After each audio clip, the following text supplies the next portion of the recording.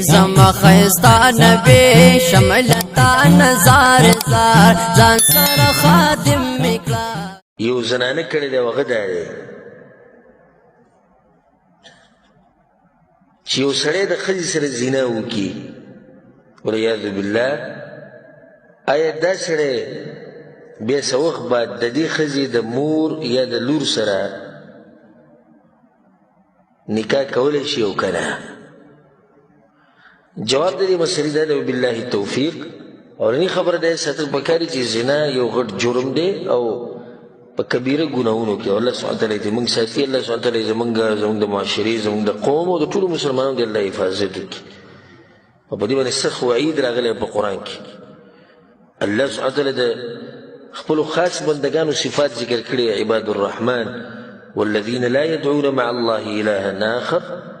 أغوي شرك نكي ولا يقتلون النفس التي حرم الله إلا بالحق فنا حق بني سوك وجننا ولا يزنون أو زنا نكي ومن يفعل ذلك يلقى أثاما يضاعف له العذاب يوم القيامة ويخلد فيه مهانا أو تشاجي ذاك روكو زنا يوكرا فدي قناونو كي واقعيشو نو دته به د ګناه انجام ملاویږي او هغه دا دی چې دی به الله سبحانه وتعالی به جهنم ته ګذار کړي والعیاذ بالله په دې مسله کې د علماو په منځ کې اختلاف دی احناف علما دا وایي او حنابله دا وایي کوم علما چې د امام ابو حنیفه رحمه الله په مذهب دی او کوم چې د امام احمد بن حنبل رحمه الله هغه دا وایي چې دا د سړي چې زنا وکړه د دې ښځې سره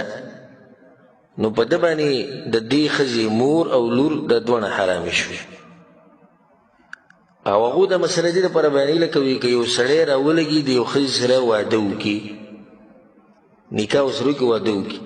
نو د دې واده د لاسه دې نکاح د لاسه په ده باندې د دې ښځې مور چې هغه د خوښې ده او د دې ښځې لور چې د بل خاوند نه ده هغه پې څه شو حرام شو دا د هغوی دلیل دی دویم قول هغه د مالکیانو او د شافعیانو دی کوم چې امام شافعي رحمه الله په مذهب دی کوم چې امام مالک رحمه الله هغو دا وایي چې نه ده حرامه ده لپاره ځکه چې ده زنا کړې ده او په زنا سره نسبونه نه ثابتېږي او الله سبحانه وتعالی چې کومې زنانه ذکر کړي چې دا په تاسو باندې حرامي دي نو هغه یا د نسب د لاسه حرامي دي یا د رضاعت د لاسه حرامي دي یا د پاک نکاح جایز نکاح د لاسه حرامي دي یو سړی د ښځې سره واده وکړي نکاح وکړي په شرعي طریقې سره او یو سړی د ښځې سره زنا کوي کوم ځای کې دا دواړه یو شان دي نو په دې سره حرمت نه ثابتېږي دې سړي چې زنا وکړه بیا څه وخت بعد توبه وویسته نه یې ده ویستې خو د دې ښځې مور یې وغوښته یا د دې لور یې وغوښته نو هغوی چې دا وله جایز دي او صحیح خبر هم د دوی ده ځکه شیخ ابن عثیمین رحمه الله دا مسله بیانوي په یو کتاب کې نو بیا وایي وهذا من غرائب العلم ان يجعل السفاح كالنکاح وایي ناشنا علم دی او ناشنا مسله بیانه شوې ده چې نکاح او زنا دي یو شان شي